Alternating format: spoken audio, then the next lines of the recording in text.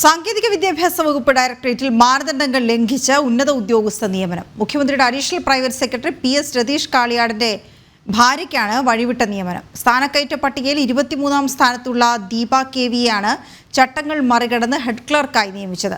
നിയമനത്തിന്റെ രേഖകൾ ജനം TVക്ക് ലഭിച്ചു. ജനം ബ്രേക്കിംഗ് വിവരങ്ങളുമായി വിനീഷ് ചേരുന്നു.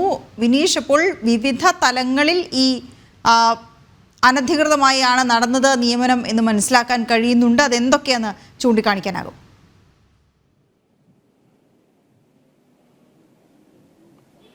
കേരള സാങ്കേതിക വിദ്യാഭ്യാസ ഡയറക്ടറേറ്റിലാണ് ഇത്തരത്തിലുള്ള ഒരു നിയമനം നടന്നിരിക്കുന്നത്. അത് മുഖ്യമന്ത്രിയുടെ ഓഫീസിന്റെ ഇടപെടൽ മൂലമാണ്. ഈ സ്ഥാനക്കയറ്റ പട്ടികയിൽ 23-ാം സ്ഥാനത്താണ് ദീപയുടെ പേരുള്ളത്. ഈ സാങ്കേതിക വിദ്യാഭ്യാസ വകുപ്പ് ഡയറക്ടറേറ്റിൽ നിയമനം ലഭിക്കുമ്പോൾ അവർക്ക് ആ ഒരു ഹെഡ് ക്ലർക്ക് എന്ന നിയമനമാണ് ദീപയ്ക്ക് ലഭിക്കുന്നത്. ദീപയുടെ ബാക്ക്ഗ്രൗണ്ട്, പ്രത്യേകിച്ച് സ്ഥാനക്കയറ്റ പട്ടികയിൽ 23-ാം സ്ഥാനത്തുള്ള ദീപയുടെ ബാക്ക്ഗ്രൗണ്ട് അന്വേഷിച്ച് നമ്മൾ പോകുമ്പോഴാണ് ദീപ എങ്ങനെയാണ് ഈ ഹെഡ് ക്ലർക്കായി ഇവിടെ മാനദണ്ഡങ്ങൾ ലംഘിച്ച് നിയമവ്യവസ്ഥ ലംഘിച്ച് നിയമനം നേടിയത് എന്ന് പരിശോധിച്ചപ്പോഴാണ് ദീപയുടെ ഭർത്താവ് മുഖ്യമന്ത്രിയുടെ അഡീഷണൽ പ്രൈവറ്റ് സെക്രട്ടറി ആയ രതീഷ് കാളിയാടിന്റെ ഭാര്യയാണ് ദീപ എന്ന് വ്യക്തമാകുന്നതും. അത്തരത്തിൽ മുഖ്യമന്ത്രിയുടെ ഒരു ഓഫീസിന്റെ ഇടപെടലാണ് ഈ നിയമനത്തിന് പിന്നിൽ ഉള്ളത് എന്നാണ് നമുക്ക് മനസ്സിലാക്കാൻ സാധിച്ചത്. ആ ഒരു കൃത്യമായ വിവരങ്ങളുടെ രേഖകളാണ് ഇപ്പോൾ ജനം TV പുറത്തുവിട്ടിരിക്കുന്നത്. എന്തായാലും മാനദണ്ഡങ്ങൾ ലംഘിച്ച് ചട്ടങ്ങൾ ലംഘിച്ചുകൊണ്ടുള്ള ഒരു നിയമനം തന്നെയാണ് മുഖ്യമന്ത്രിയുടെ ഓഫീസിന്റെ ഇടപെടൽ. കാരണം സാങ്കേതിക വകുപ്പ് ഡയറക്ടറേറ്റിൽ നടന്നിരിക്കുന്നത് എന്ന കാര്യത്തിൽ സംശയമില്ല. ഇതുമായി ബന്ധപ്പെട്ടുള്ള വിവരങ്ങൾ കൂടുതൽ പരിശോധിക്കുമ്പോൾ നമുക്ക് മനസ്സിലാക്കാൻ സാധിച്ചത് ഈ ഉദ്യോഗസ്ഥരുടെ അംഗങ്ങളുടെ യൂണിയൻ ഉണ്ട്. ആ യൂണിയൻ അംഗങ്ങൾക്കിടയിൽ പോലും ഭരണപക്ഷ സംഘടനയുടെ യൂണിയൻ അംഗങ്ങളുടെ ഇടയിൽ പോലും വലിയ രീതിയിലുള്ള അമർഷമാണ് ഈ വിഷയത്തിൽ നിലനിൽക്കുന്നത് എന്നാണ് നമുക്ക് മനസ്സിലാക്കാൻ സാധിച്ചത്. അങ്ങനെ വലിയ രീതിയിലുള്ള ഒരു ചട്ടവിരുദ്ധമായ നിയമനം മുഖ്യമന്ത്രിയുടെ ഓഫീസ് ഇടപെട്ടുകൊണ്ട് സ്ഥാനക്കയറ്റ പട്ടികയിൽ 23-ാം സ്ഥാനത്തുള്ള ദീപയ്ക്ക് നൽകിയിരിക്കുന്നു. അത് മുഖ്യമന്ത്രിയും ഒപ്പം തന്നെ മുഖ്യമന്ത്രിയുടെ അഡീഷണൽ പ്രൈവറ്റ് സെക്രട്ടറി ആയ രതീഷ് കാളിയാടനുമായിട്ടുള്ള ബന്ധത്തിന്റെ അടിസ്ഥാനത്തിലാണ് ഇത്തരത്തിലുള്ള ഒരു നിയമനം ഉണ്ടായിരിക്കുന്നത് എന്ന കാര്യത്തിൽ സംശയമില്ല.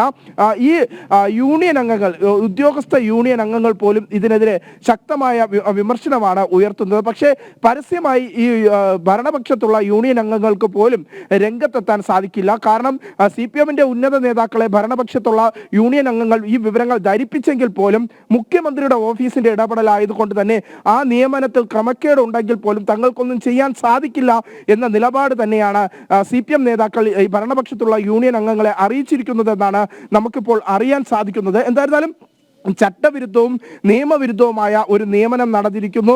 ആ സർവകലാശാലയിലെ ഹെഡ് ക്ലർക്കായി നിയമിക്കുന്ന സമയത്ത് പോലും സ്വീകരിക്കേണ്ട കൃത്യമായ മാനദണ്ഡങ്ങൾ ഈ വിഷയത്തിൽ സ്വീകരിച്ചിട്ടില്ല എന്നത് തന്നെയാണ് എടുത്തു പറയേണ്ടത്. പ്രത്യേകിച്ച് വികലാംഗരായിട്ടുള്ളവർക്കും നേരത്തെ തന്നെ ഏറ്റവും കൂടുതൽ സീനിയോറിറ്റി ഉള്ളവർക്കുമാണ് ഈ സ്ഥാനക്കയറ്റ പട്ടികയുടെ ലിസ്റ്റ് പ്രസിദ്ധീകരിക്കുമ്പോൾ ഉണ്ടായിരുന്നത്.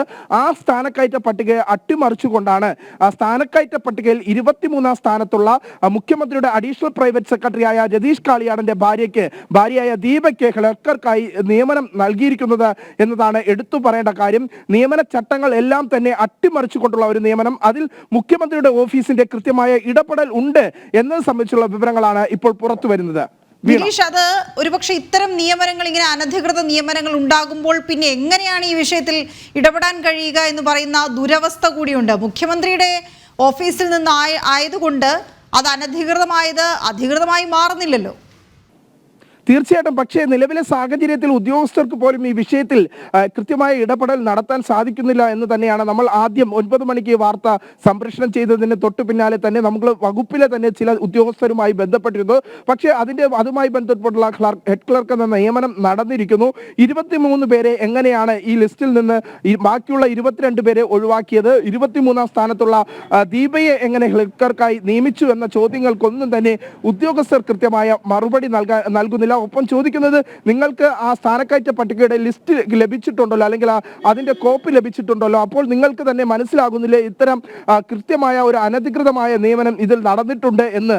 പക്ഷെ ഞങ്ങളെ പെടുത്തരുത് എന്നാണ് ചില ഉദ്യോഗസ്ഥർ പോലും നമുക്ക് മുന്നിൽ അടക്കം പറയുന്നത് എന്നാണ് നമുക്ക് എടുത്തു പറയേണ്ടത്. എന്തായിരുന്നാലും വലിയ അമർഷം ഉദ്യോഗസ്ഥർക്കിടയിൽ ഇപ്പോൾ ഉണ്ടായിരിക്കുന്നു. സ്ഥാനക്കയറ്റ പട്ടികയിൽ വലിയ അട്ടിമറി നടന്നിരിക്കുന്നു. 23ാം സ്ഥാനത്തുള്ള മുഖ്യമന്ത്രിയുടെ അഡീഷണൽ പ്രൈവറ്റ് സെക്രട്ടറിയായ രതീഷ് കാളിയാടന്റെ ഭാര്യയ്ക്ക് ദീപ വികെയ്ക്ക് നിയമനം നൽകിക്കൊണ്ട് സർക്കാരിന്റെയും മുഖ്യമന്ത്രിയുടെ ഓഫീസിന്റെ ഒരു കൃത്യമായ ഇടപെടൽ നടന്നിരിക്കുന്നു എന്ന് തന്നെയാണ് നമുക്ക് മനസ്സിലാക്കാൻ സാധിക്കുന്നത്.